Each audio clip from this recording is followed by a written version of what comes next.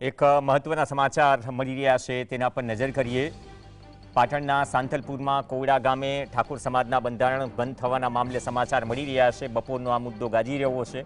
બંધારણ ભંગ કરનાર મગનજી ઠાકોરને 1,51,000નો દંડ કરાયો છે। 1,51,000નો દંડ કરાયો છે। સરપંચ દીકરાના લગ્ન પ્રસંગે મગનજીએ રાસ ગરબાનું આયોજન કર્યું હતું અને 1,51,000 રૂપિયાનો જે દંડ કરાયો છે તે શિક્ષણ પાછળ ખર્ચાશે। ઠાકોર સમાજ બંધારણ કોર કમિટીએ આ નિર્ણય લીધો છે। ધારાસભ્ય લવિંગી ઠાકોર થી માંડીને બધા જ આગેવાનોની હાજરીમાં નિર્ણય લેવાયો।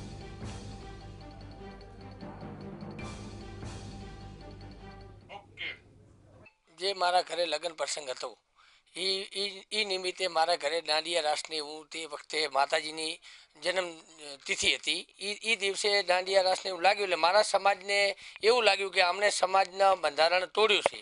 તો મેં સમાજ જોડે માફી માગીને મેં બંધારણ સમાજનું તોડ્યું નથી, છતાંય તમને મારી ભૂલ દેખાતી હોય તો સમાજ જે કરે એ મારા માટે બરાબર છે। સમાજે મને 1,51,000 રૂપિયા શિક્ષણ પ્રત્યે છોકરીઓને આપવાનો મને દંડ કર્યો અને એ સર્વને માટે આખી સમાજે સ્વીકારી અને આ બધું અમારે સુખ શાંતિથી સમાધાન કર્યું।